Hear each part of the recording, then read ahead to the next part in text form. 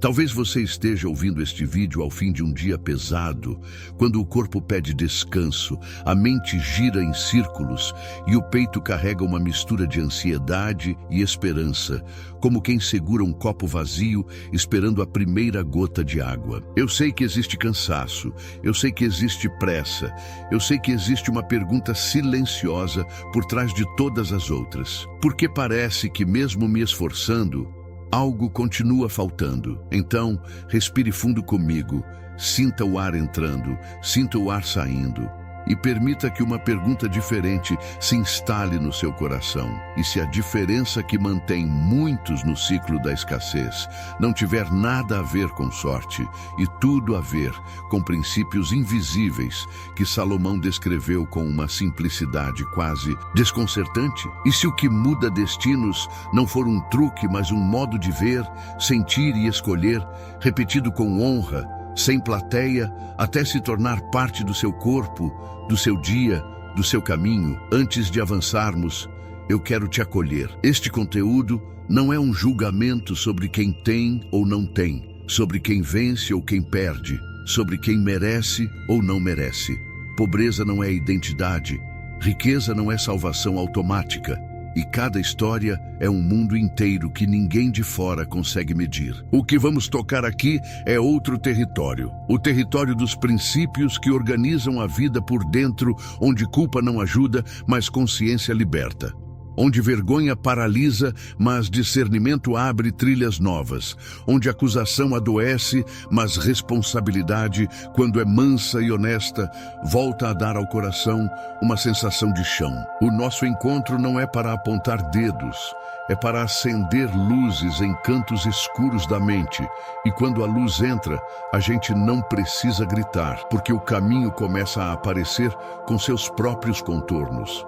Salomão não fala com a pressa dos truques, ele fala com a cadência de quem observou gente por muito tempo, cidade por cidade, mercado por mercado, porta por porta, e percebeu que há leis discretas circulando por trás das decisões comuns. Ele fala de diligência e de planejamento como quem entende que a abundância é fruto de preparo. Fala do peso das palavras como quem sabe que a boca pode abrir ou trancar portas. Fala de conselhos e alianças como quem já viu reis subirem e caírem por causa de uma única companhia.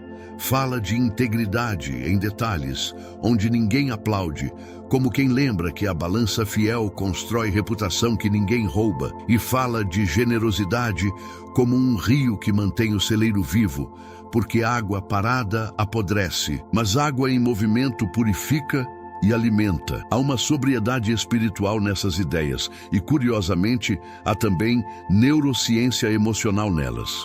O cérebro ama atalhos, prefere a recompensa rápida, sofre cada vez que precisa esperar, gasta energia quando precisa planejar, e ainda assim é precisamente no esforço consciente, quando o córtex pré-frontal assume a direção, regulando impulsos, desenhando rotas, que a vida deixa de ser reativa e começa a ser autoral. Se você já se percebeu entrando no ciclo da tentativa e erro, comprando por impulso para aliviar um desconforto, dizendo sim quando queria dizer não, ficando preso em conversas que esvaziam, você não está quebrado, você está humano. O sistema de recompensa nos oferece dopamina por pequenos alívios. A pressa parece coerente quando a dor é grande. A mente justifica atalhos para escapar de um desconforto imediato, mas a conta chega tarde e cara. Salomão propõe outra economia interna. Em vez de gastar energia tentando consertar fora,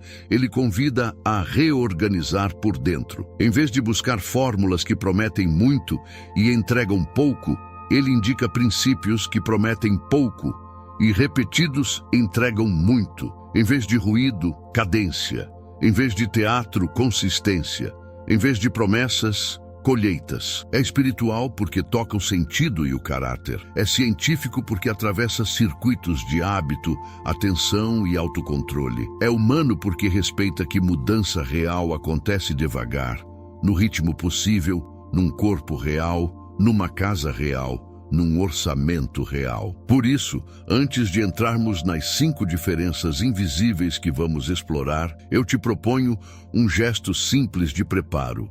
Uma espécie de alinhamento interno que tira o corpo do piloto automático e o traz para o agora, onde as escolhas são possíveis. Inspire contando 4 tempos, segure por 2, expire contando 6 e repita essa cadência mais 2 vezes, percebendo que a respiração comprida começa a dizer ao seu sistema límbico que não há ameaça imediata, que podemos pensar, que podemos escolher. Agora, se puder, tenha um papel por perto e escreva uma linha curta sem floreio. Eu escolho aprender princípios que me tornem inteiro. Não é promessa grandiosa, não é voto de perfeição, é só um ajuste de direção, desses que mudam o mapa mesmo quando o passo é pequeno. E ao lado dessa frase, marque uma escala simples de 0 a 10 para o seu estado atual de energia e clareza. Não para se julgar, mas para observar, porque aquilo que é observado com gentileza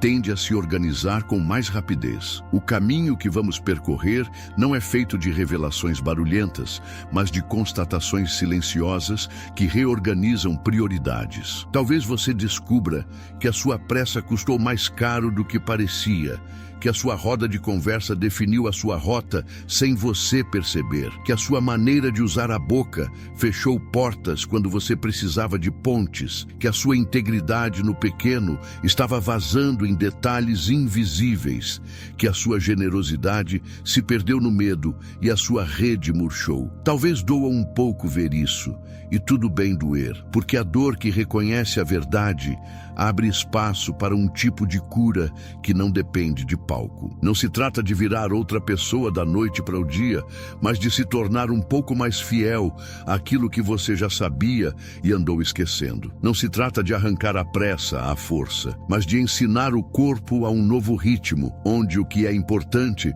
volta a ter prioridade e o que é urgente deixa de gritar tão alto. Eu gosto de pensar que a sabedoria é como uma oficina silenciosa, onde o ouro é aquecido, martelado e resfriado, muitas vezes, até que as impurezas se separem e a forma apareça.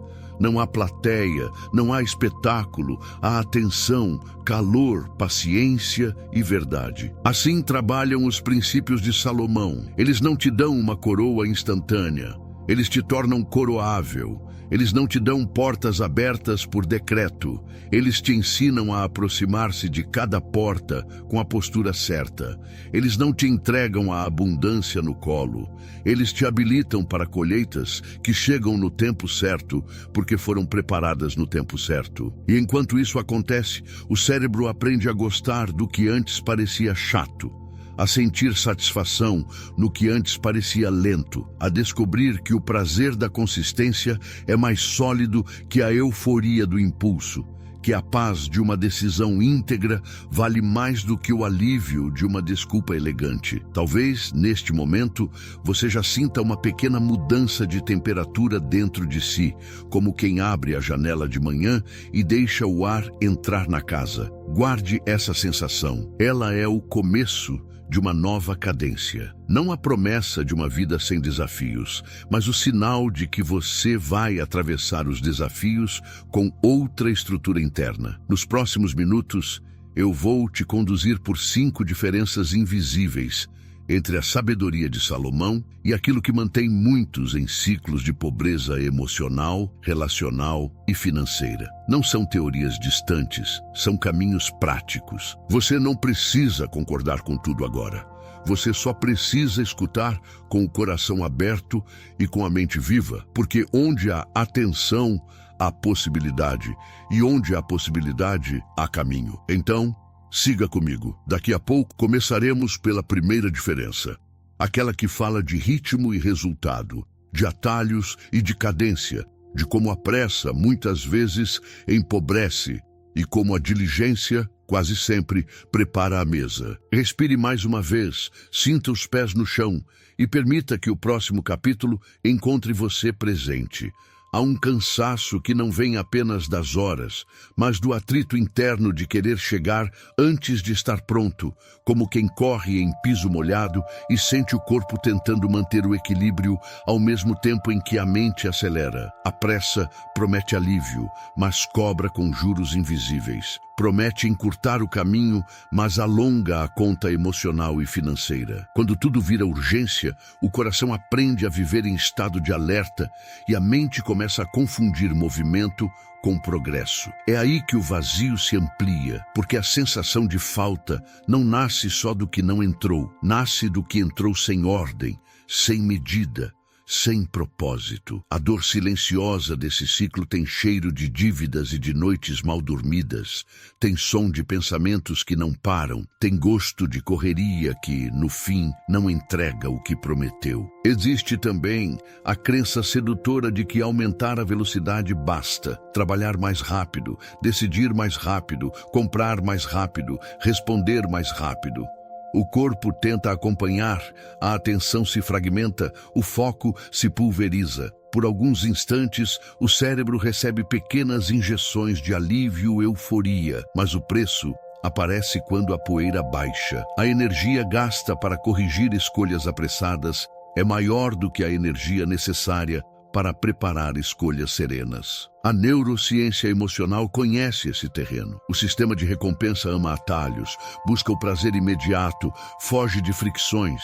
Só que o mesmo cérebro é capaz de outra música quando deixa a velocidade de lado e convida o córtex pré-frontal a reger o ritmo. Nesse compasso, o impulso cede lugar à intenção, a ansiedade cede espaço à previsibilidade e a vida recupera uma cadência em que o futuro começa a ser construído sem que o presente seja queimado. Salomão observou pessoas e cidades, colheitas e mercados, e percebeu que prosperidade não é um golpe de sorte, é consequência de diligência e de planejamento. Ele fala de passos firmes e de caminhos aplainados, fala de preparo que antecede avanço. Fala da sabedoria que organiza por dentro antes de colher por fora. Esse olhar não romantiza a lentidão, ele honra a cadência. Cadência não é lerdeza, é intenção que mede, testa e confirma. Na prática, isso significa criar espaço entre o desejo e a ação, entre o estímulo e a resposta. Quando o ritmo desacelera, a percepção aumenta. Quando a percepção aumenta, as escolhas melhoram. E quando as escolhas melhoram, a trajetória muda sem barulho, como quem constrói bases antes de erguer paredes. No cotidiano, essa mudança de compasso se expressa como um desenho fluido do dia. Há um ritual que organiza o trabalho em 3 blocos claros: planejar, executar e revisar, com uma pequena margem de respiro, algo como 15% do tempo reservado para imprevistos e ajustes. Sem cartazes, sem espetáculo, apenas um respeito silencioso ao próprio processo. O planejamento alinha intenção e recursos. A execução entrega presença sem distrações. A revisão fecha ciclos e evita vazamentos. Quando esse desenho se repete, o cérebro passa a reconhecer o padrão e a cooperar. A ansiedade perde o comando, o foco passa a durar mais, o corpo aprende a esperar sem sofrer tanto. A cadência vira proteção, uma moldura que filtra impulsos e sustenta o que realmente importa. Os sinais dessa virada começam discretos e se tornam nítidos. As compras por impulso diminuem porque não precisam mais anestesiar uma tensão que agora tem outras saídas. A pilha de correções e retrabalhos encolhe porque decisões deixam de nascer no calor do momento. O fluxo de caixa encontra estabilidade porque o tempo passa a favorecer planejamento, e planejamento favorece escolhas que custam menos e rendem mais. Não há magia nisso. Há ordem, não há fórmula secreta. Há coerência. Uma vida que respeita a cadência tende a respeitar também limites e prioridades. O que parecia sempre faltar começa a sobrar onde antes havia vazamento. A metáfora que acolhe este capítulo é a de uma construção sagrada. Antes da beleza visível, medidas silenciosas. Antes do brilho, etapas respeitadas. Antes do canto, instrumentos afinados. O templo não aparece de um dia para o outro. Ele nasce do encontro entre paciência e precisão. Há pausas, há silêncios. Há o barulho controlado de quem sabe o momento exato de cortar, de ajustar, de assentar. A glória é consequência, não atalho. Quando a vida se aproxima dessa imagem, a pressa perde o posto de guia e volta a ser apenas um impulso passageiro, e o caminho ganha robustez, como uma coluna que sustenta sem fazer alarde. Nesse mesmo espírito, a mente começa a perceber que cadência não é luxo de quem tem tempo de sobra, é ferramenta de sobrevivência para quem deseja sair do círculo da carência. O corpo agradece porque gasta menos energia em sobressaltos. As emoções agradecem porque deixam de ser arrastadas por urgências fabricadas. A espiritualidade agradece porque encontra um ritmo em que escuta e discernimento voltam a se encontrar. A colheita agradece porque recebe sementes em solo preparado, sem desperdício. E quando isso acontece, o que parecia distante se aproxima. A fartura deixa de ser delírio e vira projeto possível. A paz deixa de ser exceção e começa a visitar com mais frequência. A cadência, antes vista como freio, revela seu verdadeiro papel. Ela não atrasa, ela alinha. Ela não nega o desejo, ela dá forma ao desejo. Ela não apaga a chama, ela desenha o candeeiro que sustenta a luz. Há destinos que mudam sem alarde quando mudam as vozes que cercam o coração. Nem sempre é o dinheiro que falta. Às vezes, é a atmosfera certa. Há ambientes que drenam coragem, normalizam pequenos desvios, tratam disciplina como exagero e transformam qualquer tentativa de crescimento em motivo de piada. O corpo sente isso antes da mente entender. O peito encolhe ligeiro, a respiração encurta, a coluna desaba um pouco. A alma percebe quando está num campo onde o que floresce é a comparação vazia e a fofoca disfarçada de sinceridade. O que se chama de amizade, muitas vezes, é apenas costume, e o costume, quando não tem fruto, pesa. Nesse clima, a dor oculta é acordar com a impressão de que algo em volta puxa para baixo, mesmo quando o desejo de subir é honesto. Existe uma crença silenciosa que aprisiona, a ideia de que lealdade ao grupo vale mais do que fruto, a sensação de traição só por escolher um caminho mais íntegro, mais sereno, mais saudável. O coração, com medo de perder pertencimento, começa a negociar princípios e a mascarar sinais. O cérebro, que aprende por imitação e recompensa social, vai reproduzindo o que vê e ouve dentro do círculo que o alimenta. Aos poucos, a régua de avaliação perde nitidez. O que é raro vira exagero, o que é comum vira normal, o que é tóxico vira piada. E quando a régua se confunde, a rota se confunde junto. Não é má intenção, é contágio. É o peso invisível da média do ambiente. Essa média que não aparece no extrato, mas aparece nos hábitos, na linguagem, na maneira de lidar com tempo, dinheiro e honra. A sabedoria de Salomão observa esse fenômeno com uma clareza quase clínica. Andar com gente que trata o caminho como escola tende a fazer crescer, porque o olhar do outro serve de espelho de qualidade. Conselhos de gente certa preservam não por magia, mas por perspectiva. O simples ato de ouvir alguém que mede decisão pelo fruto real e não pela embalagem, acalma os impulsos e amplia o horizonte. Há uma quietude que nasce quando a mente empresta o mapa de alguém que já atravessou o tipo de terreno que agora parece improvável. Essa quietude não tira autoridade, dá estrutura. O impulso de provar algo diminui. A necessidade de mostrar resultado imediato perde a urgência. O caminho volta a ser caminho e não palco. Nesse território, existe um filtro prático que muda a qualidade das relações sem estardalhaço. Aproxima, neutraliza, distância. 3 movimentos que desenham uma muralha porosa, com portas que se abrem e se fecham segundo critérios, não segundo carências. Aproxima quando há integridade, responsabilidade, desejo de aprender e de repartir. Neutraliza quando há ambiguidade que precisa de tempo para revelar essência. Distancia quando há padrão de drenagem, deslealdade ao que é justo, desprezo pelo fruto alheio. Não é excluir por orgulho, é proteger a própria casa por dentro. A neurociência emocional reconhece o impacto desse desenho. Diminuem os gatilhos que inflamam impulsividade. Aumentam os sinais que ativam a autorregulação. O sistema nervoso agradece porque deixa de viver em estado de defesa constante. Também aparece a figura de um mentor prático por área.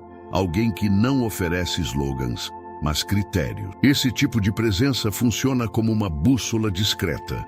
Em vez de respostas prontas, oferece perguntas que iluminam. Em vez de aplaudir pressa, investiga fundamentos. Em vez de dourar atalhos, convida a medir passos. O efeito com o tempo é um ganho de densidade.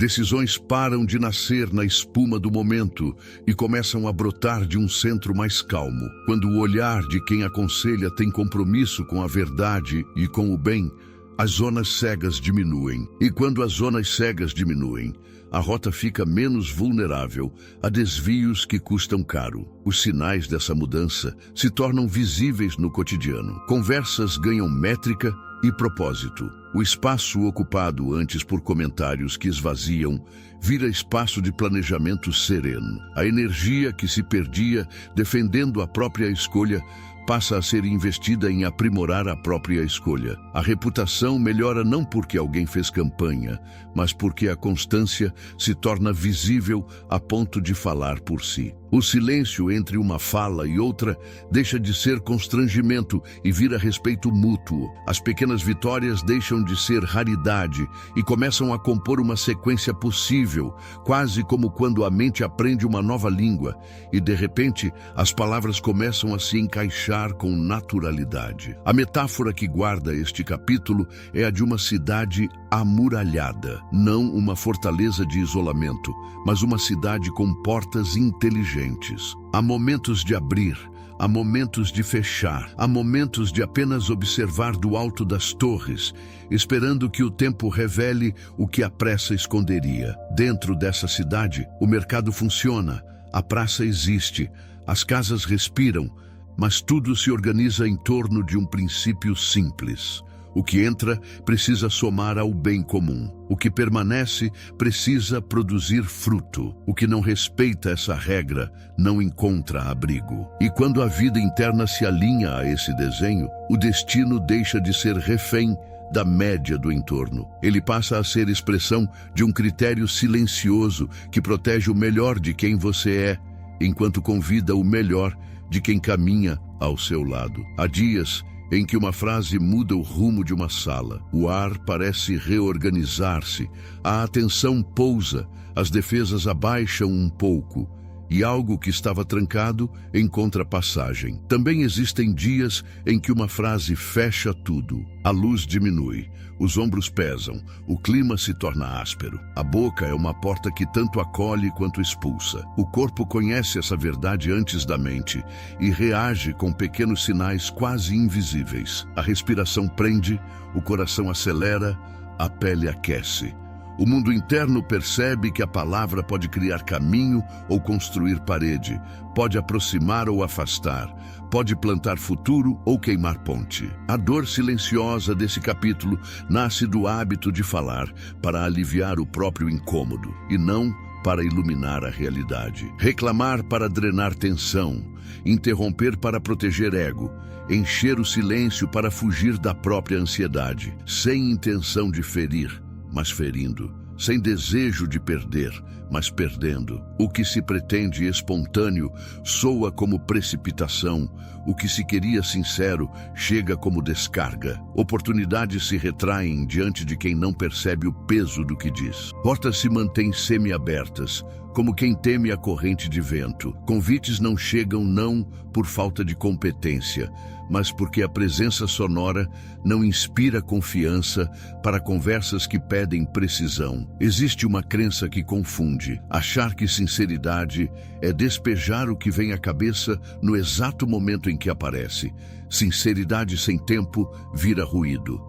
Verdade sem medida vira corte. Transparência sem cuidado vira exposição desnecessária. A neurociência emocional ajuda a decifrar essa engrenagem. Quando a excitação sobe e o corpo entra em modo de defesa, a linguagem perde nuance.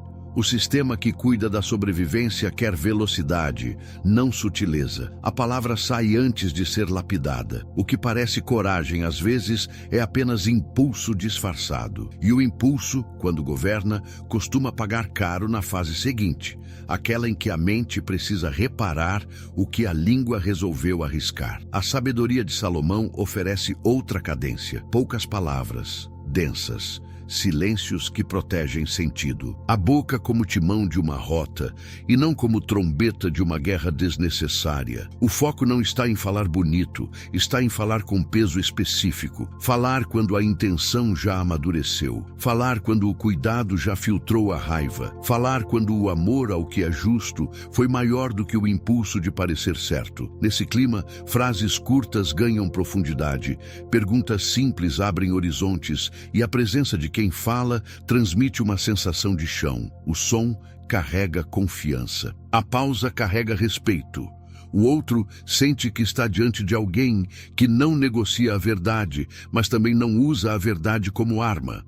Há uma forma suave de organizar a fala que, repetida, muda a atmosfera. Primeiro, escutar de verdade, sem preparar a resposta, enquanto o outro ainda desenha a própria frase. Depois, deixar que a mente pese o que ouviu, como quem coloca cada palavra numa balança interna para descobrir onde está o centro. Só então responder, buscando um lugar onde clareza e cuidado caminham juntos. 3 movimentos que afinam o timbre da presença. O corpo percebe esse ajuste. O coração desacelera. A tensão nos ombros cede. A memória registra menos arrependimentos posteriores. Não há espetáculo nessa prática. Há maturidade. É o tempo de uma respiração a mais, o espaço de um segundo que poupa semanas de retrabalho emocional. Quando a conversa pede afirmação de valor, outra chave se revela. Há uma delicadeza firme em declarar com simplicidade o que se entrega antes de formular pedidos. Em vez de se defender, oferece-se contexto. Em vez de exigir, explicita-se contribuição. Em vez de inflar, descreve-se com nitidez. Olhares reagem a essa clareza como plantas reagem à água. Cresce a vontade de cooperar, de abrir portas, de multiplicar convites. A confiança floresce onde há autonomia para dizer sim e para dizer não. A presença deixa de implorar atenção e passa a convocar parceria. As consequências aparecem como quem chega de mansinho e de repente já está sentado à mesa. Convites começam a vir de lugares inesperados. Feedbacks carregam respeito e precisão, não ironia ou deboches. Os retornos profissionais e relacionais se tornam mais frequentes, não por sorte, mas por consistência. A reputação muda de textura, ganha densidade, ganha brilho sereno, desses que não dependem de anúncio, porque a qualidade da palavra sustenta a qualidade do vínculo. A própria autoestima, antes dependente do aplauso, passa a repousar no senso íntimo de coerência, e isso altera a forma como o corpo ocupa o espaço. A imagem que protege este capítulo é a da balança e da espada. A balança pesa, confere medida, protege o justo. A espada corta, define contornos, encerra ciclos quando necessário. Palavra sem balança vira corte bruto. Palavra sem espada vira peso que nada decide. O equilíbrio entre as duas dá à fala uma nobreza antiga. Há gentileza sem fraqueza. Há firmeza sem dureza. Quando a balança trabalha primeiro, a espada age no lugar certo. Quando a espada espera o momento, a balança preserva a intenção. As relações agradecem, os projetos agradecem, o futuro agradece. Nesse território, espiritualidade e cérebro conversam. O coração encontra uma reverência silenciosa pelo outro e por si. O sistema nervoso percebe que não precisa disparar alarmes para ser ouvido. A mente descobre que presença vale mais do que performance. E a voz, agora mais rara e mais limpa, transforma-se em assinatura. Onde antes havia defesa, cresce diálogo. Onde antes havia pressa,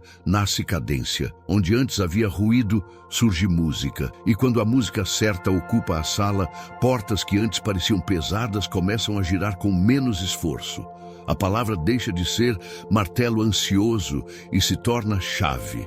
Uma chave discreta, precisa, capaz de abrir o que o grito nunca abriu. Há uma sensação específica de freio puxado que visita a alma quando o esforço parece não se converter em avanço. É um misto de desalento e de dúvida.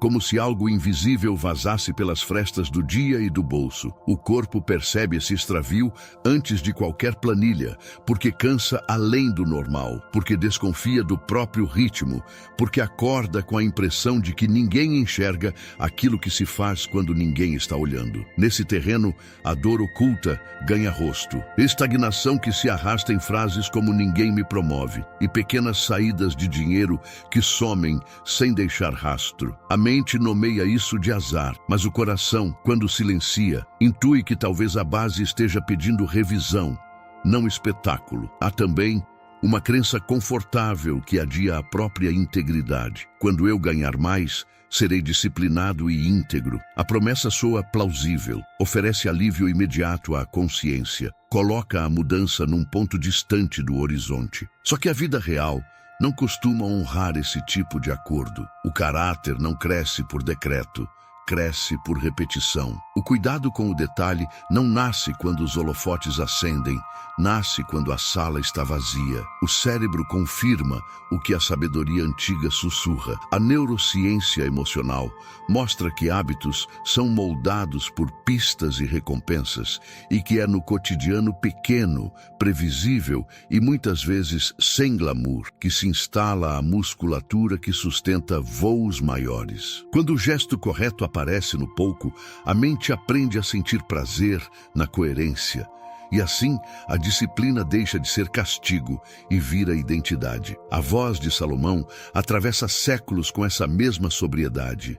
Ele fala da balança fiel como quem entende que frações de desvio corroem reputações e destinos. Fala da habilidade lapidada em silêncio que cedo ou tarde chama a atenção de quem decide. Destacar-se nesse olhar não é produto de autopromoção ruidosa, é fruto de um histórico confiável, reconhecido por quem avalia o trabalho pelo que ele é e não pelo que ele aparenta. A cadência é clara.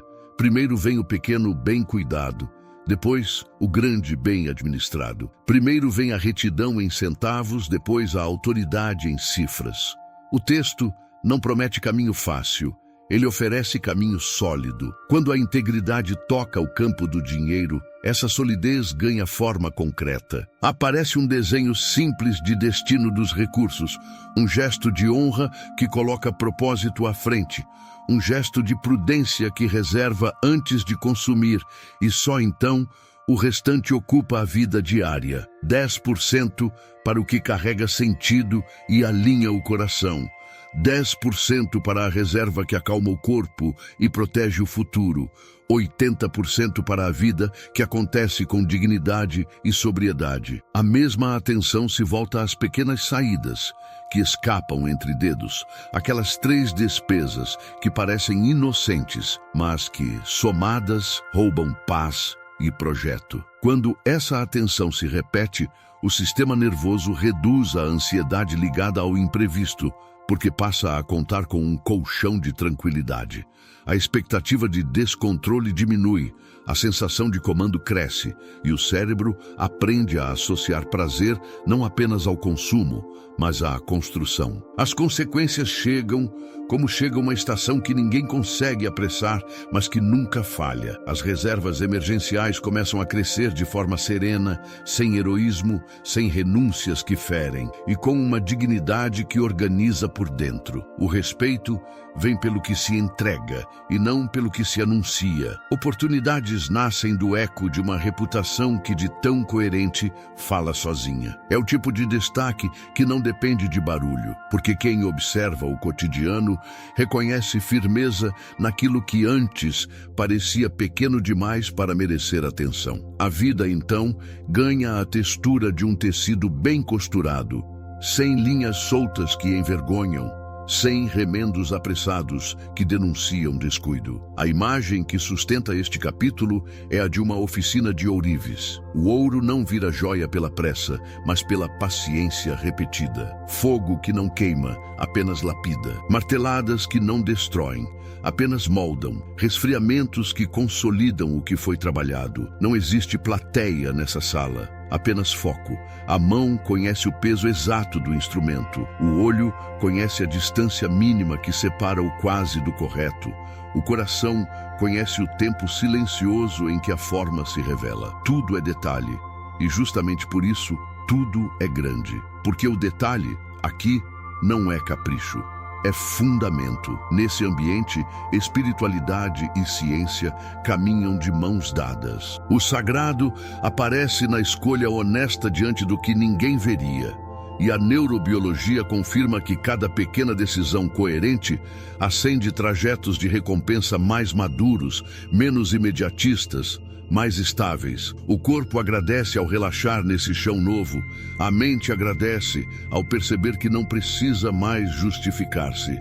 A alma agradece ao descobrir que honra não é fardo, é leveza. E quando a oficina se fecha ao fim do dia, o silêncio carrega um brilho diferente. Não é o brilho do palco, é o brilho do metal que suportará o tempo. Honra no pequeno, integridade que escala. É assim que a vida, sem anunciar, vai se tornando coroável. Existe um medo antigo que se instala em silêncio, um receio de que se algo sair das mãos, nunca mais volte. O corpo sente primeiro esse contrato invisível com a escassez.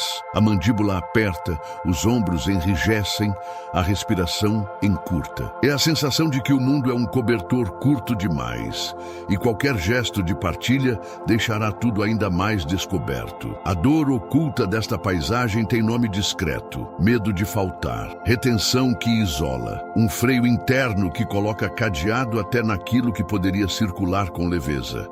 Não é mesquinhez, é autodefesa aprendida. Mas a autodefesa, quando governa por tempo demais, fecha janelas por onde o vento da vida costuma entrar. Por trás desse medo mora uma crença que parece prudência, mas que, examinada de perto, se revela prisão. Dar empobrece, só recebo quando sobrar. A mente repete essa frase como um mantra de sobrevivência, e de tanto repeti-la, passa a enxergar o mundo por essa lente. O cérebro, que adora previsibilidade, ajusta o foco para confirmar a hipótese e ignora sinais contrários. O tempo vai fazendo seu trabalho silencioso e o que era exceção vira regra. Os vínculos perdem elasticidade. Os pedidos ficam pesados. As negociações soam defensivas. A vida financeira adquire uma textura de água represada, lisa por fora, estagnada por dentro. O que seria fluxo vira espelho parado, refletindo apenas a própria cautela. A sabedoria de Salomão acende uma outra luz sobre a mesma cena. Há quem reparte e enriquece, o generoso prospera. PV 11:24 e PV 11:25 não são slogans, são observações de campo. Circulação é um princípio. Onde a água passa, fertiliza. Onde a água estaciona, apodrece. O texto não idealiza irresponsabilidade. Ele descreve uma engenharia da vida. A partilha, quando nasce de critério, amplia o mundo de ambos os lados. Quem dá com inteligência, preserva dignidade e cria caminhos. Quem recebe com consciência, aprende a gerar valor e a devolver ao rio. É espiritual porque honra o outro como extensão de si. É neurobiológico porque aciona circuitos de confiança, pertencimento e sentido, liberando o corpo do modo de ameaça constante. Nessa paisagem surge um desenho simples que muda a qualidade do fluxo sem alarde. Um fundo semeadura 1%. Pequeno no número, profundo no gesto. Ele existe para 3 territórios que nutrem o terreno onde as colheitas nascem. Ajuda que sustenta o humano. Conexões que expandem horizontes, aprendizado que aprimora a ferramenta interna. Não é esmola para aliviar culpa, é investimento para fertilizar caminho. E aliado a esse fundo silencioso, há uma postura que antecede pedidos e abre portas que pedidos sozinhos não alcançam. Oferta de valor antes do pedido. A presença mostra com clareza mansa o que entrega. O clima muda, o outro relaxa. O espaço de negociação deixa de ser arena e vira mesa. Quando esse modo de existir se repete, a vida social e profissional ganha uma dinâmica diferente. Redes de reciprocidade começam a se formar longe dos palcos, feitas de favores que viram parcerias, de apresentações que viram projetos, de conversas que viram oportunidades. Portas inesperadas se abrem, não por insistência, mas por reputação de quem semeia antes de colher. A energia do corpo acompanha esse movimento. A tensão de defender o pouco dá lugar ao sossego de cultivar o suficiente. A mente para de calcular desconfianças e volta a pensar soluções. O coração redescobre o sentido de missão, aquela sensação de que o próprio trabalho conecta pessoas, multiplica bem comum, devolve algo ao lugar que também nos sustenta. As consequências aparecem como trilhas que se iluminam aos poucos. Convites chegam de pessoas que, observando o padrão de partilha criteriosa, confiam em caminhar juntas. A confiança, quando cresce, reduz custos invisíveis, simplifica acordos, diminui ruído. Em linguagem econômica, é redução da fricção. Em linguagem do afeto, é descanso. Um descanso que não adormece, apenas acalma. E nesse sossego, o pensamento fica mais nítido, a criatividade mais disponível, a coragem mais estável. A vida financeira colhe o que a vida relacional semeou. Não como magia, mas como coerência. A imagem que guarda este capítulo é a do celeiro e do rio. O celeiro armazena com propósito, não para enterrar o grão, mas para proteger o ciclo. O rio, por sua vez, flui sem se perder, contorna pedras, alimenta margens, segue adiante. Quando o celeiro fecha demais, o grão envelhece. Quando o rio se espalha demais, o leito seca. O encontro entre ambos cria ritmo. O que entra, encontra destino. O que sai, encontra sentido. O que fica, alimenta o amanhã. O que flui, fertiliza o hoje. É nesse encontro que a generosidade revela sua estratégia e a estratégia revela sua generosidade. Nesse ambiente, espiritualidade e ciência caminham lado a lado de novo. O sagrado aparece na percepção de que a vida se sustenta em alianças e não em trincheiras.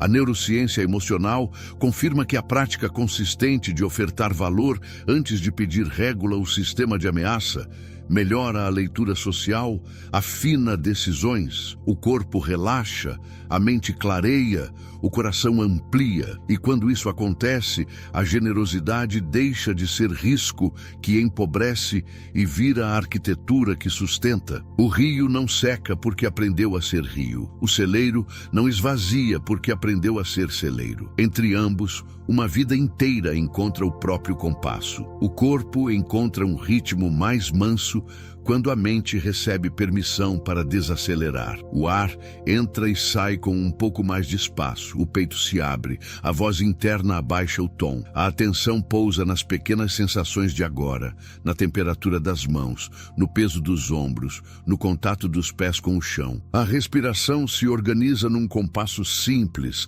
longa o bastante para acalmar, estável o bastante para sustentar. O sistema nervoso reconhece esse sinal de segurança e começa a reduzir alarmes. A casa por dentro faz menos barulho. A partir desse silêncio, o que foi dito ganha densidade e passa a conversar com a vida real, aquela que espera depois da tela. A cadência ensinada no primeiro caminho se revela como um metrônomo íntimo. O dia desenha um arco com início, meio e fim, sem necessidade de correria para parecer produtivo. O corpo aprende que preparo protege e que margens evitam vazamentos. Nada de heroísmos.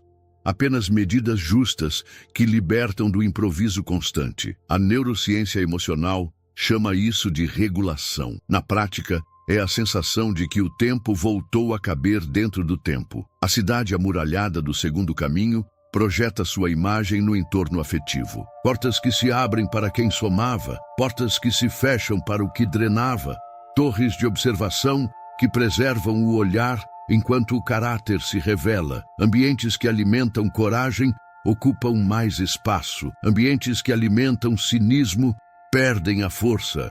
Há uma ética suave que começa a conduzir as conversas. O pertencimento, quando sustentado por fruto, deixa de exigir máscaras. O coração respira com alívio dentro das relações certas. A balança e a espada do terceiro caminho reposicionam a palavra no lugar de honra. Silêncios ganham função, pausas ganham peso, frases chegam com a medida certa para criar ponte sem ferir o próprio sentido. O outro percebe a presença inteira e diminui defesas. A comunicação se transforma em território fértil, onde clareza e cuidado andam de mãos dadas.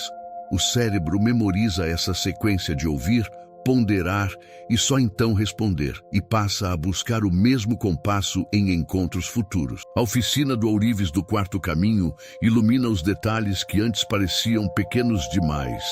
O gesto correto se repete em silêncio, a escolha íntegra se consolida sem plateia, a coerência cresce por dentro e projeta reputação por fora. Surge uma leveza nova no trato com o dinheiro e com o trabalho, como se a vida tivesse encontrado costuras mais firmes. A sensação de estagnação perde espaço quando o tecido do cotidiano deixa de rasgar. O celeiro e o rio do quinto caminho devolvem movimento ao que estava retido. O que entra, encontra propósito.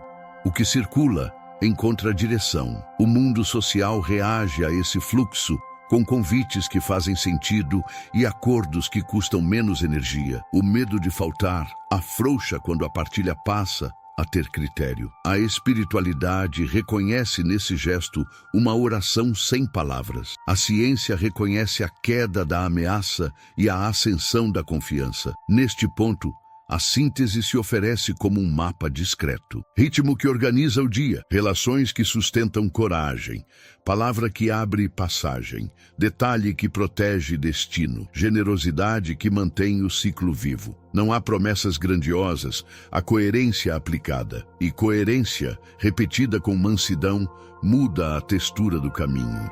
Onde antes havia ruído, aparece música. Onde antes havia pressa, surge compasso. Onde antes havia medo, nasce um tipo de paz que não depende de cenário ideal, porque brota de dentro e aprende a atravessar qualquer tempo.